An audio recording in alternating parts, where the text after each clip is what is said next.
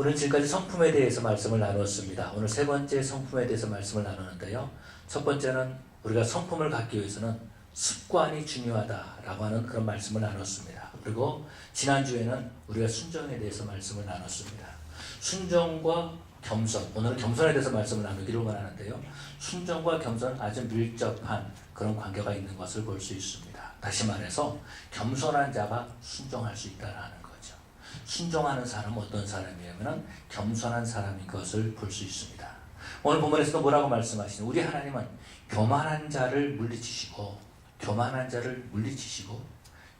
자에게 은혜를 주신다라고 말씀하셨습니다. 여러분, 우리가 믿는 하나님은 어떤 하나님이시냐면 겸손한 자에게 은혜를 주시는 하나님이신 줄로 믿습니다. 구약에서 보면은요, 우리는 우시야 왕을 볼 수 있습니다. 이 우시야 왕을 보게 되면 이 사람은 16살 때 왕이 됐어요. 그리고 16살 때 왕이 됐을 때에 이 우시야 왕을 도와줬던 선지자가 있습니다. 스가랴라고 하는 그런 선지자인데요. 이 선지자가 있을 때는 이 우시야 왕이 정말로 하나님의 일을 잘 감당했던 그런 모습들을 볼 수 있습니다. 농사도 할 때도 모든 것들이 또 하나님 앞에 예배하는 것이 또 성을 짓는 것이 전쟁과의 승리하고 모든 것들이 다 형통했던 그런 모습들을 볼 수 있습니다. 그런데 이 강성하고 된 다음에 이 우시야 왕이 한순간 교만하게 된 것입니다. 그래서 교만하게 되니까 이 스가랴 선지자가 죽은 다음에 교만하게 되니까 어떤 마음을 품으냐면 나도 제사장이 드리는 그 번제단에 향을 피우겠다라고 하는 그런 마음을 갖는 것입니다. 그래서 성전에 들어가서 제사장들만이 할 수 있는 분향을 하려고 합니다. 그때에 제사장들이 말리는 거죠. 왕이시여, 안 됩니다. 이것은 하나님께서 선택한 사람, 이 일을 위해서 선택한 사람들이 하는 것입니다. 아론의 자손들만이 할 수 있는 것입니다. 그랬을 때에 우시야 왕이 화를 확 냅니다. 화를 확 내는 그 순간 이마에서부터 문둥병이 발하기 시작했다라고 말합니다. 그래서 결국 이 사람은요, 이 성전에서 쫓겨나죠. 그러고 나서 몸에 문둥병이 펴지니까 왕의 자리에서 내려가가지고 이제는 따로 살게 되는 그런 모습들을 봅니다. 이 사람은요, 52년 동안 왕을 있었습니다. 그런데 문둥병에 걸림으로 말미암아서 그가 교만해서 문둥병에 걸림으로 말미암아서 왕에서 내려갈 뿐만 아니라 죽을 때까지, 아니 다시 말하면 문둥병으로 있다가 세상을 떠났다라는 겁니다. 열조의 그 왕들이 있는 그 무덤에 장사되지 못하고 그 옆에 조상들의 무덤에 장사됐다라고 이렇게 말씀하고 있습니다. 여러분, 우리 하나님께서는 교만한 자를 물리치시고 겸손한 자에게 은혜를 베푸시는 하나님이십니다. 그렇다면 교만은 어떤 것일까라는 거죠. 교만은 C.S. 루이스는요, 교만에 대해서 뭐라고 말해요? 교만은 영적인 죄다 이렇게 말합니다. 그래서 교만으로 말미암아서 오는 그런 결과는 어떤 것이냐면 사랑과 자족하는 마음과 그 상식까지도 다 갉아먹는 것, 그것이 바로 교만이다라고 이렇게 말한 것을 볼 수 있습니다. 또 이 그런 겸손은 어떤 것입니까? 겸손에 대해서는요, 파커 팔머라는 분이 이런 얘기를 했습니다. 겸손은 우리를 낮은 자리로 끌어내는 것이다. 겸손은 어떤 거예요? 낮은 자리로 끌어낸다라는 겁니다. 그런데요, 뭐라고 말하면 이 낮은 자리에 있을 때 안전하다라는 겁니다. 낮은 자리에 있을 때 안전하고 넘어져도 안전하다. 그리고 그 자리가 어떤 자리냐면 그 자리에서 충만한 자아를 느낄 수 있는 것이다. 이렇게 말해주고 있습니다. 다시 말해서 겸손한 자는 넘어져도 안전하다라고 이렇게 말해주고 있어요. 그런데 우시야는 어떻게 하죠? 분양하는 것. 어떻게 보면 왕으로서 모든 권력을 다 가졌고 형통했기 때문에 왕으로서 한번 분양하고 싶은 마음이 들었다라는 것입니다. 다른 것은 자기가 다 할 수 있는데 성전에 들어가서만큼은 꼭 제사장의 말을 들어야 되는 것, 이것이 조금 마음에 걸렸을지 모르겠습니다. 그래서 그런 분양했다라는 거죠. 여러분, 우시야 왕이 그렇게 분양한 것이 뭐가 그렇게 잘못되었을까라는 겁니다. 뭐가 그렇게 잘못됐기에, 뭐가 그렇게 그것이 큰일이기 때문에 문둥병에 발하고 왕에서 자리에서 쫓겨나가지고 문둥병으로 있다가 세상을 떠나는 그런 일일까라는 겁니다. 그러면서 우시야 왕을 생각하면서 또 다른 생각나는 사람이 있었는데 누구냐면 미리암입니다. 미리암은요, 그 당시에 그 모세가 구스 여인을 아내로 맞이합니다. 그래서 비방하기 시작한 거예요. 그러면 뭐라 그러냐면 하나님이 모세에게만 말씀하셨느냐, 우리에게도 말씀하지 않느냐라고 모세를 비방했을 때에 그때 한순간 하나님께서 이 미리암에게 문둥병을 주신 것을 볼 수 있습니다. 한순간 쫓겨나는 거죠. 집 밖으로 쫓겨났다라고 말해주고 있습니다. 뭐 말 한마디 한 것이 뭐가 그렇게 잘못했기 때문에.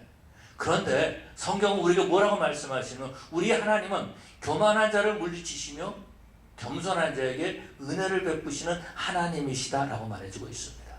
그렇기 때문에 우리는요, 하나님을 섬기려면 겸손한 신앙생활을 해야 된다는 거죠. 우리는 겸손해야 될 것을 너무나 잘 알고 있어요. 그렇지 않습니까? 우리가 살면서 겸손해야 된다는 건 너무나 잘 알고 있습니다. 그런데 한순간 우리가 교만해지는 것 같아요. 나는 겸손해야지 라는 마음을 갖는데 한순간 우리의 말은 교만해져 있고요, 우리 행동은 교만해져 있고요, 그 다른 사람을 판단하고 비방하는 그런 모습들을 우리는 보게 된다는 것입니다. 그리스도인들이 교만하게 되면은요, 어떤 현상이 나타나게 되냐면은 예수님의 모습이 나타나지 않는다라는 것입니다. 예수님의 모습이 나타나지 않는 거예요. 한 번은 제가 그 청년 전도사 때 이 청년들을 데리고 이 볼링장을 갔습니다. 그때는 제가 볼링을 좀 잘 쳤던 것 같아요. 점수는 물어보지 마십시오. 근데 잘 쳤던 것 같아요. 그래서 토요일 날 이제 청년들을 데리고 볼링장을 갔습니다. 그리고 아마 거의 토요일마다, 거의는 매 토요일은 아니겠죠. 그렇지만 상당히 자주 토요일 날 이렇게 볼링장에 갔습니다. 그랬는데 이제 청년들하고 같이 있다가 헤어져서 집으로 돌아왔는데 저희 어머님이 전도사인 저에게 물어보시는 거예요. 관중아, 예 어머님, 너 담배 피냐? 전도사인데 너 담배 피냐? 라고 물어보시는 거예요. 아니요. 갑자기. 근데 저희 어머님은요, 토요일 날마다 교회 갔다가 청년들하고 있다가 오는데 몸에서 담배 냄새가 나는 거예요. 그 걱정하셨던 거죠. 왜 그러냐면 지금은 잘 모르겠어요. 안 가봐서. 근데 그때는 볼링 치면서 왜 이렇게 담배를 많이 피웠는지 모르겠어요. 사람들이. 그래서 담배가 쫙 가서 볼링을 쳤거든요. 몸에 담배 냄새가 그렇게 했던 거죠. 어머니는 걱정하셔가지고 이놈이 주의 종이 될 사람인데, 이놈의 목사가 될 사람인데 이 토요일마다 어디 가서 담배를 피고 오는구나. 얼마나 걱정했겠습니까? 그래서 물어보신 거예요. 너 담배 피냐? 아니요. 아닌데. 여러분, 우리가 그리스도와 함께 있으면 예수님의 냄새가 나야 된다는 것입니다. 그런데 우리가 교만하면 우리에게서 예수님의 냄새가 안 난다는 거예요. 우리가 예수님과 함께 있으면 우리가 예수님의 냄새가 나야 된다는 겁니다. 우리가 겸손해가지고 하나님의 은혜가 우리 가운데 임하면 우리에게서 예수님의 냄새가 나야 되는데 예수님의 냄새가 안 난다는 것입니다. 언제? 교만하게 되면 그런다는 겁니다. 교만하게 되면은요, 자기 자신을 바로 볼 수가 없어요. 내가 누구인지 깨닫지 못한다라는 것입니다. 그렇죠? 우시아도 교만하니까 자신이 누구인지 깨닫지 못한 거예요. 미리암도요, 한순간 교만해져가지고 자기가 누구인지 깨닫지 못했다라는 것입니다. 교만한 사람들에게는요, 사람들이 가까이 하지 않아요. 여러분 어떻습니까? 여러분들 세상에 나가서 겸손한 사람들과 같이 있기를 원합니까? 아니면 교만한 사람들과 같이 있는 것을 즐거워하십니까? 아마도 여러분들도 교만한 사람하고는 같이 있는 것을 굉장히 거북하고 꺼리끼게 그렇게 느낄 것 같아요. 그래서 그런지 몰라도요, 점심 밥 먹을 때 보면 교회에서 제 주위에 사람이 안 앉는 것 같아요. 그래서 오늘부터는 제가 도시락 가지고 겸손한 성도들 옆에 따라가야 될 것 같아요. 세상은 겸손한 사람을 원하지 교만한 사람을 원하지 않아요. 교만하면 그리스도인들 가운데 나는 친구가 없습니다. 왜 그래요? 겸손하지 못하기 때문에, 교만하기 때문에 그렇다라는 것입니다. 교만하게 되면은요, 형통하지 못합니다. 아니, 교만하면은 형통하지 못해. 겸손할 때에 형통할 수 있다라는 거죠. 여러분, 교만한 사람 치고 형통이 오래되는 사람이 있습니까? 요즘 한국에서 미투 운동이 일어나고 있는데, 가만히 보십시오. 그 사람 다 교만해서 그런 일이 생긴 거예요. 교만하니까 내가 이렇게 해도 된다, 저렇게 해도 된다라고 생각하는 거예요. 그러다가 나이가 들었는데도 갑자기 추락하고 나락으로 떨어지는 안타까운 모습을 보지 않습니까? 왜 그래요? 교만하기 때문에. 교만은 형통의 길을 가로막는 것입니다. 그런데 여러분, 우리 하나님께서는 우리에게 은혜를 주기를 원하셔서 오늘도 겸손한 자를 찾고 계시는 줄로 믿습니다. 우리 하나님은요, 겸손한 자를 사랑하시는 하나님이세요. 그래서 우리 예수님께서도요, 겸손하신 분이셨잖아요. 예수님께서 뭐라고 말씀하셨습니까? 나는 온유하고 나는 겸손하니, 이렇게 말씀하고 계신 것을 보게 됩니다. 우리 하나님께서는 우리가 예수님의 성품을 담기를 원하시는 거예요. 그래서 예수님께서 나는 온유하고 겸손하니 너희는 내게서 배우라, 이렇게 말씀하신 것을 보게 됩니다. 그리스도인들이 겸손하다면 오늘날 많은 복음이 확장됐을 것입니다. 그리스도인이 겸손의 자리에 있었다면, 그래서 예수님의 모습을 닮아가고 예수님의 냄새가 났다면 정말 복음의 귀한 열매가 맺혀지게 됐을 것입니다. 그런데 우리 하나님께서 보실 때에도 겸손한 자를 찾기 힘드시거든요. 그래서 우리를 겸손하게 만들어 주신다는 겁니다. 여러분, 겸손은요, 하나님의 복을 받는 그릇과 같은 것입니다. 그래서 우리를 겸손하게 하셔가지고 우리를 복을 받을 수 있는 그릇으로 만들기를 원하고 계신 줄로 믿습니다. 요즘 우리는 새벽 기도회 때 빌립보서를 살펴보고 있습니다. 빌립보서에 보면은요, 예수님의 모습을 나와 있어요. 예수님은 하나님과 동등하시지만은 우리 예수님께서는 그 동등함을 취하지 아니하시고 자기를 비웠다라고 말씀하고, 자기를 비워서 종의 형체를 지었다라고 말씀하고 있습니다. 하나님이신데 사람의 몸을 입고 오셨다라는 것입니다. 자기를 다 비우셨다라는 것입니다. 겸손하신 거죠. 그랬을 때 우리 하나님께서 예수님을 높여주시는 그런 모습들을 보게 되죠. 만물을 다 주 앞에 복종하게 하셨다라고 말씀하고 있습니다. 여러분, 우리가 믿는 하나님은 어떤 하나님이시냐? 교만한 자를 물리치시고 겸손한 자에게 은혜를 베푸시는 하나님이심을 믿습니다. 그래서 오늘 보면 7절에 보니까 하나님께 복종해야 된다라고 말씀하고 있습니다. 하나님께 복종해야 된다라는 거예요. 우리가 잘 아는 것처럼 로마서 8장 7절에 우리가 외우지 않았습니까? 우리 한번 같이 한번 외워볼까요? 육신의 생각은 시작. 육신의 생각은 하나님과 원수가 되나니 하나님의 법에 굴복하지 아니할 뿐만 아니라 할 수도 없습니다 라고 말씀하고 있습니다. 교만하면은요, 하나님의 법에 굴복할 수 없다라는 것입니다. 하나님 그렇게 말씀하셨어도 나 이렇게 행하겠습니다 라고 한다라는 것입니다. 그런데 하나님께서는요, 우리에게 말씀을 주시고 우리에게 복종하라고 말씀하세요. 그런 육신의 생각에 있는 사람들, 교만한 사람들은 그 하나님의 법에 굴복하지 못한다라는 것입니다. 8절에서 보니까 오늘 본문에서 하나님을 가까이 하라, 이렇게 말씀하고 있습니다. 겸손한 자들이 하나님 앞에 가까이 하는 겁니다. 겸손한 자들이 하나님 앞에 나와서 주여 내가 두 손 들고 주님 앞에 나왔습니다. 천부에 의지 없어서 라고 하면서 주님 앞에 나오는 거죠. 교만하면은요, 하나님 앞에 안 나옵니다. 교만하면은요, 하나님 앞에 엎드리지 않아요. 하나님 앞에 기도하지 않아요. 하나님 앞에 예배하지 못한다라는 것입니다. 겸손한 자들만이 하나님 앞에 나와서 예배하게 되는 줄로 믿습니다. 오늘 보면 10절에서 말씀하시기를 하나님 앞에서 너희를 낮추라, 그렇게 말씀하고 있습니다. 주 앞에서 낮추라, 그러면 하나님이 주께서 너희를 높여주시리라 라고 말씀하고 있다라는 거죠. 그런데요, 낮아지는 것이 결코 쉽지 않다라는 겁니다. 겸손한 것이 쉽지 않아요. 세상 사람들은요, 높아지기를 원하고 있습니다. 그런데 교회 안에서는 낮아져야 된다라는 겁니다. 문제는 뭐냐면 세상에서 높아지려고 했던 그 모습들이 교회까지 와가지고 높아지려고 한다라는 거예요. 이것이 바로 문제다라는 겁니다. 세상에서 높아지기는 얼마나 힘들어요. 왜? 실력이 없기 때문에. 실력이 있어야지 높아질 수 있다라는 거죠. 그런데 세상에서 높아지기 힘들어요. 그런데 어디서 높아지기 쉽냐면은 교회에서 높아지기 쉬워요. 왜냐면 다 겸손한 사람들만 있기 때문에 조금만 목에다 힘주면 높아질 수 있어요. 근데 세상에서는요, 아무리 목에 힘줘도요, 인정하지 않는다라는 거죠. 문제는 뭐냐면 이런 겁니다. 세상에서 높아져야 될 사람들이 자꾸 교회에서 높아지려고 한다는 겁니다. 세상에서 우리 성도들은 높은 위치에 있어야 돼요. 성공해야 되고요. 실력이 있어야 되고요. 사람들에게 인정받아야 된다는 것입니다. 교회에서는 낮아지는 거예요. 예수님 앞에서 우리는 섬기는 자들이 되어야 된다는 겁니다. 여러분, 우리가 낮아질 때에, 겸손하게 될 때에 하나님의 은혜가 우리에게 임하는 줄로 믿습니다. 우리는 하나님 앞에 기도합니다. 하나님 내게 은혜를 주십시오 라고 기도합니다. 하나님 내게 은혜를 주십시오 라고 소리치면서 기도합니다. 하나님 내가 은혜가 필요합니다 라고 기도합니다. 그런데 우리 하나님은 뭐라고 말씀하시면 너 먼저 겸손해라 라고 말씀하시는 거죠. 너 먼저 겸손해라, 너 낮아져라 라고 말씀하신다는 겁니다. 여러분, 우리가 겸손하게 되면은요, 하나님 우리를 가까이 하십니다.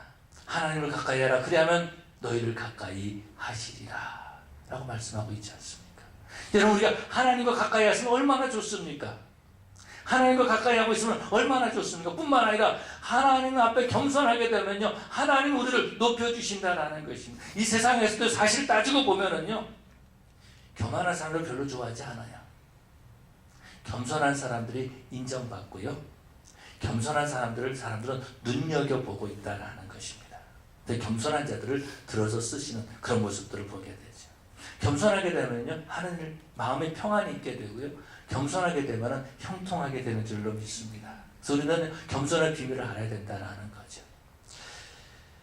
그럼 우리가 돈 버는 비밀을 알게 되면 거기에 우리의 삶을 투자하지요. 그래서 미국에서, 제가 처음 미국에 왔을 때에 그때의 사람들이, 한국 사람들이 가발 장사를 많이 했습니다.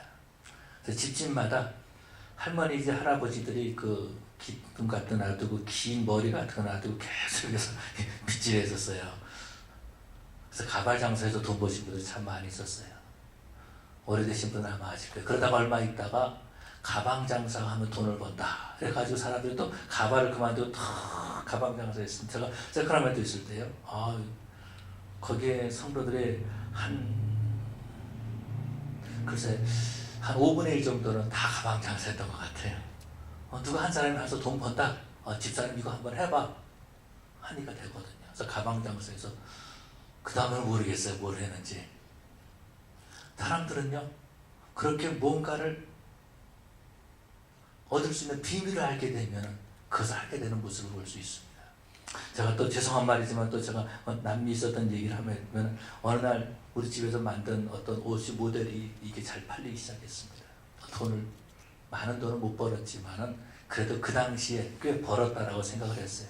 근데 문제는 뭐냐면은요, 저희 어머님이 그러시는 거지. 그 있으면 교회 집사님들 만나 이거 해봐, 이거 잘 팔려, 이거 해봐. 그러다 보니까 이게 값이 막 떨어지기 시작하는데요. 나중에는 못 하겠더라고요. 여러분, 비밀을 알게 되면은요, 비밀을 알게 되면 그걸 할 수가 있다는 거죠. 거기에 투자할 수 있다는 것입니다. 그래서 저와 여러분들은요, 겸손의 비밀을 알아야 됩니다. 겸손의 비밀을 모르기 때문에 교만해진다는 거죠. 성경은 뭐라고 말해주셨습니까? 교만은 패망의 선봉이라고 그랬어요. 교만은 뭐예요? 망하는 것의 선봉이라는 거예요. 망하는 것의 앞잡이라는 것입니다. 그럼에도 불구하고 얼마나 교만해지려고 하는지 모르겠어요.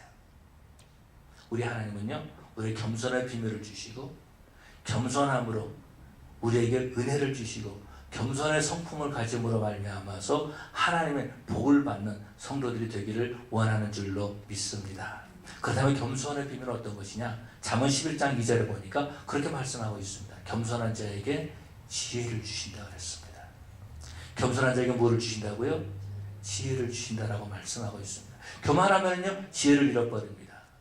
여러분, 교만한 사람들 보십시오. 보면 말도 안 되는 것, 우리가 생각할 상식을 뛰어넘는 무식함들이 이 교만한 사람들을 통해서 나오는 것을 볼 수 있고요. 우리가 생각할 때 전혀 엉뚱한 것을 갖다가 결정하고 판단하는 그런 모습들을 볼 수 있습니다.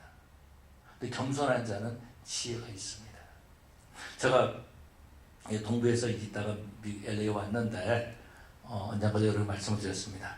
이 세미나를 참석했는데 별로 배울 게 없어요. 내가 하면 내가 더 잘해. 저 자리에 내가 있으면 내가 더 잘해.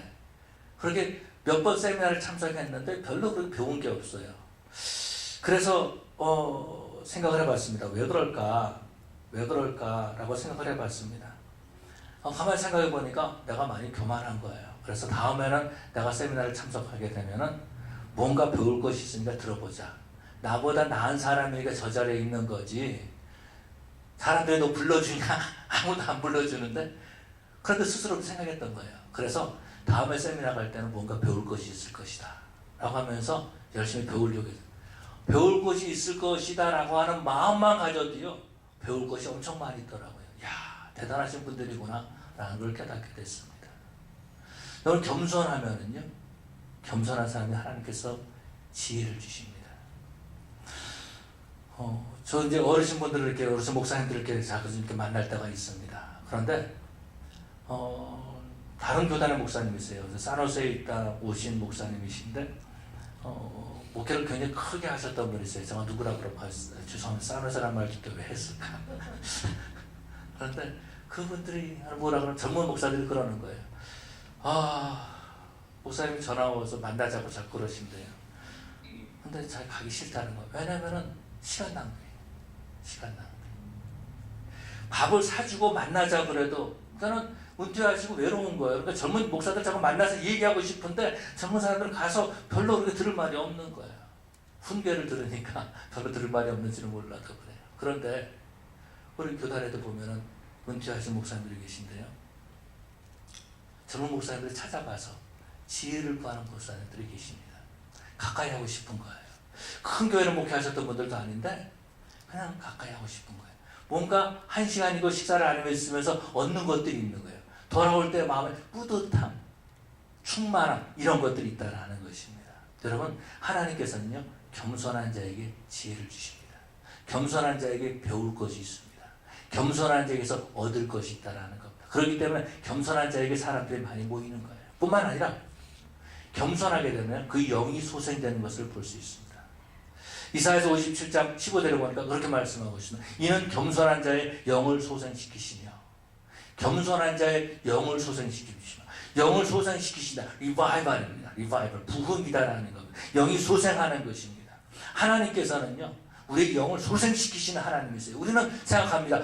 부흥 사람들이 많이 나오는 것 이것을 부흥이라고 생각해요. 그런데 하나님께서 부흥을 뭐라고 말씀하시면 네 영이 소생하는 것이 부흥이다라고 말씀하시는 거죠. 부흥은 어디서부터 오는 거예요? 그래서 내가 겸손할 때에 그때의 부흥이 오게 되는 줄로 믿습니다. 영이 소생되면 하나님께서 가까이 하는 거죠. 하나님이 가까이 하신다라는 것입니다. 하나님을 가까이 할 수 있는 사람이 된다라는 것입니다. 그렇잖아요. 우리 하나님께서 겸손한 자에게 은혜를 주신다 그랬어요. 하나님이 가까이 하신다라는 것입니다. 뿐만 아니라 여러분 겸손하게 될 때에 하나님의 복이 임하는 줄로 믿습니다. 잠언 22장에서 보니까 잠언 22장 4절에 보니까 겸손과 여호와를 경외하며 보상은 재물과 영광과 생명이라 그렇게 말씀하고 있습니다. 하나님께서 복을 주신다라는 겁니다. 그리고 겸손한 성품 있는 사람은요 하나님의 복을 받을 수 있습니다. 재물을 주시죠. 물질을 움직일 수 있다라는 것입니다.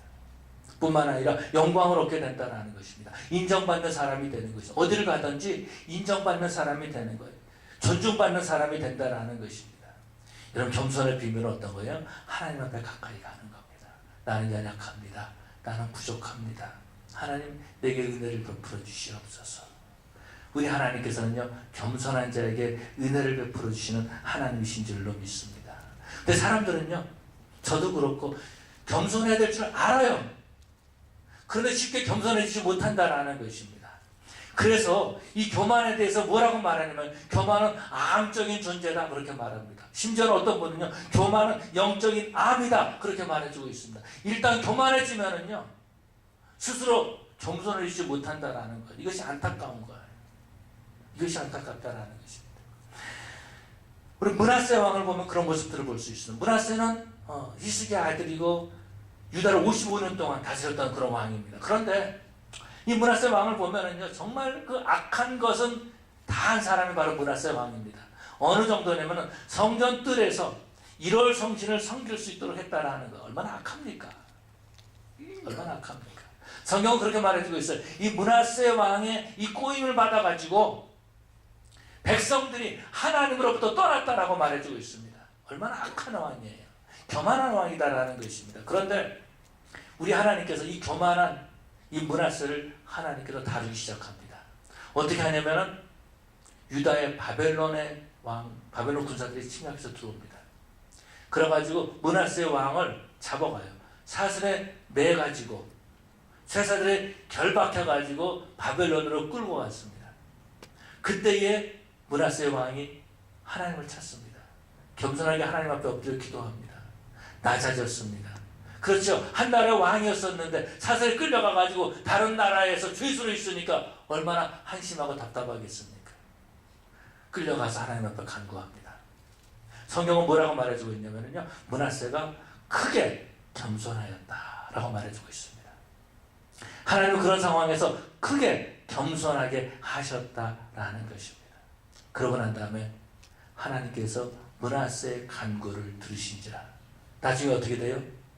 다시 예루살렘으로 돌아와서 왕이 되는 그런 모습들을 보게 됩니다.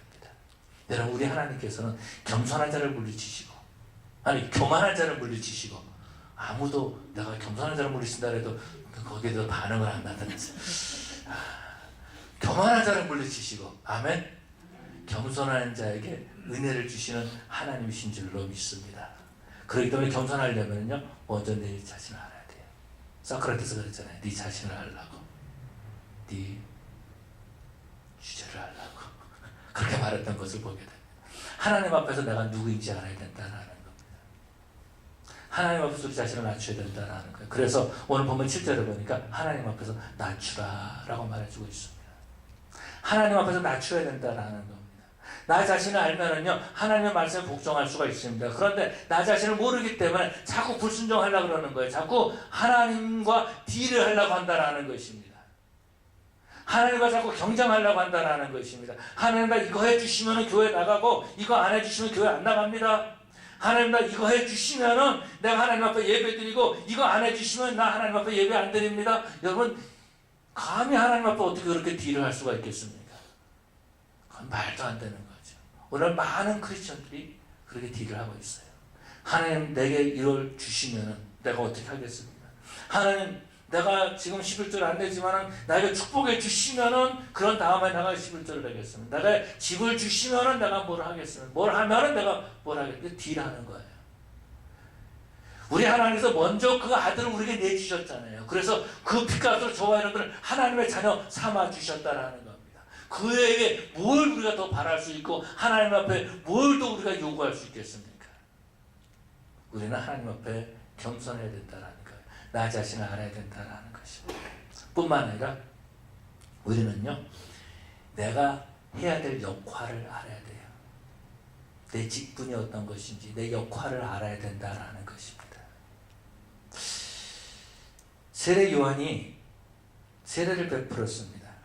그랬을 때 사람들이 와서 오실 그이가 당신이니까 물어보죠. 이때에 저 같으면 모른 척하고 있어도 사람들 어느 정도 인정받았을 것 같아요. 그런데 세례 요한은 나는 아니라, 나는 그분의 신발끈을 풀기도 감당하지 못할 사람이다 라고 이렇게 말합니다.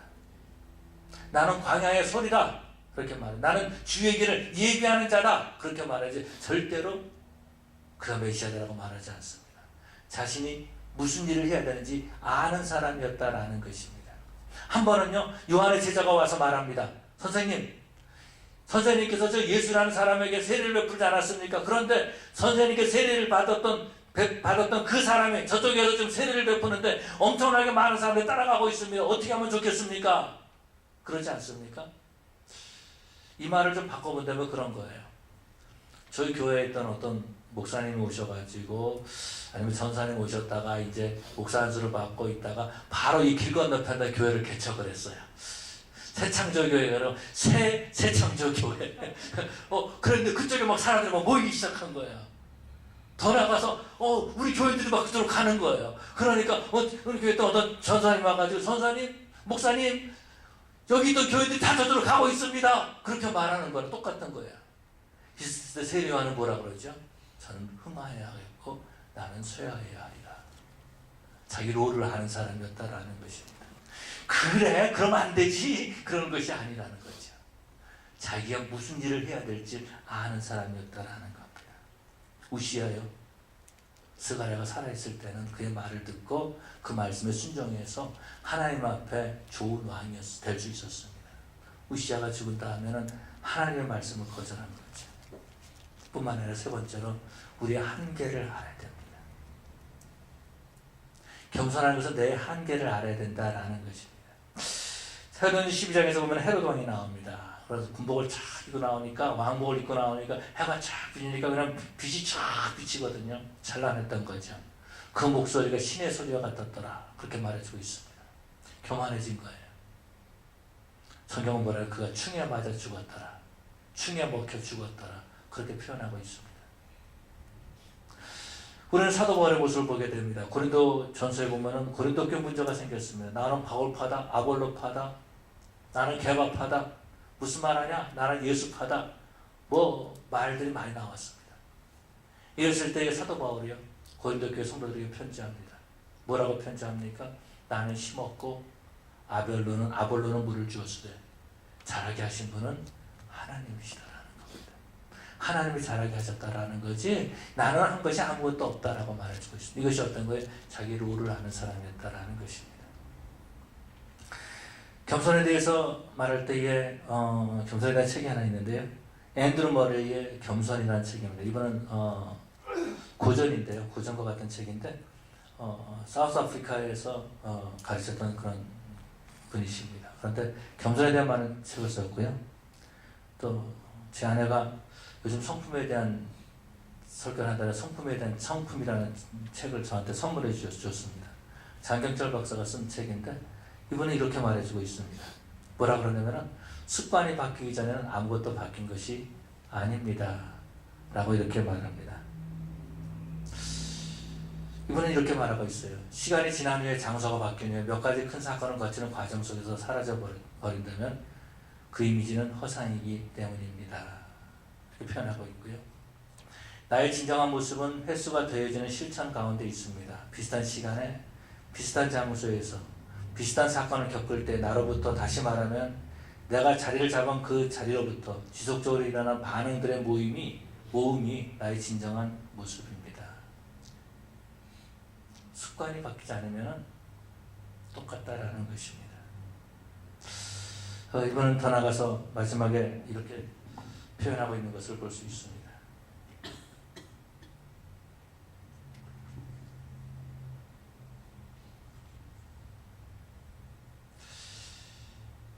내가 변화되었다는 것은 한두 가지 새로운 생각이나 경험을 더했음을 뜻하지 않습니다. 내게 변화가 일어났음은 습관의 교체를 의미합니다. 신앙생활한테 계속해서 똑같은 사건에서 똑같이 반응을 나타낸다면 그것은 변화된 모습이 아니다라는 것입니다. 습관이 바뀌어야 된다라는 겁니다. 습관이 바뀌지 않는 이상은 성품이 될 수가 없습니다. 나는 변했습니다. 나는 체험했습니다. 그런데 성품이 바뀌지 않으면 옛 습관대로 그대로 살아가는 것이다라는 겁니다. 여러분 성품은요 습관으로 만들어지는 겁니다. 우리 겸손에 대해서 배웠다고 들었다고 겸손해지는 것이 아니다라는 거죠. 우리 예수님께서 말씀하십니다.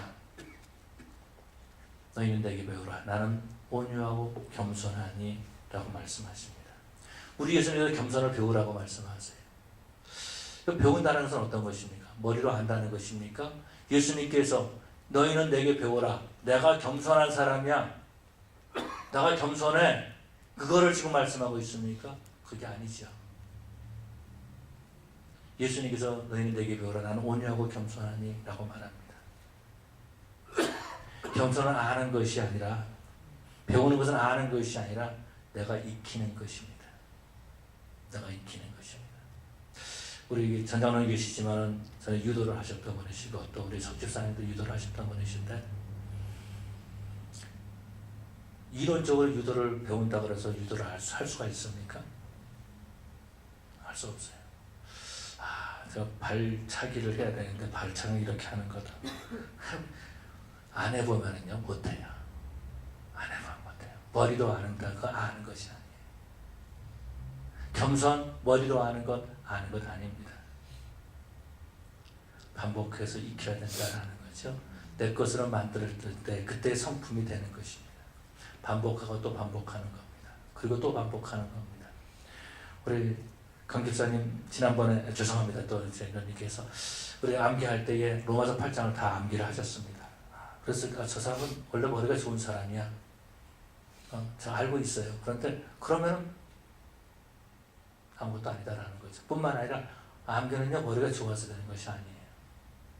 일주일에 한 절씩 하나씩 계속해서 반복하는 겁니다. 놀라운 것은 어저께 분명히 외웠는데 오늘 아침에 외우려면 안 돼요. 다시 봐야 되고 또 외워야 되고 또 외워야 되고 또 외워야 되고 외우다가 안 되면 다시 생각해보고 또 뭐가 틀렸는가 보고 그러면서 외워지는 겁니다. 반복하는 겁니다. 성품이 어떤 겁니까? 반복하는 겁니다. 내가 겸손해야 돼. 생각만 하는 것이 아니라 낮아지는 겁니다. 섬기는 것입니다. 겸손에 대한 많은 축복을 약속하고 있습니다. 이것이 겸손의 비밀입니다.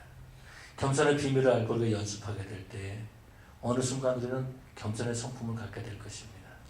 어떤 분들이 그렇게 말할 것입니다. 저 목사님은 겸손해. 저 집사님은 겸손해. 저 권사님은 겸손해. 라고 말할 것입니다. 내가 겸손해 알았다고 해서 겸손해지는 것이 아니라 계속해서 반복하게 될 때 어느 순간 그것이 내 성품에 들어가서 그것이 복을 받을 수 있는 그릇이 될 줄로 믿습니다. 저와 여러분은 그렇게 겸손을 연습해 감으로 예수님을 닮아가는 예수님의 냄새가 나는 저와 여러분 되시기를 간절히 축원합니다. 우리 기도하겠습니다.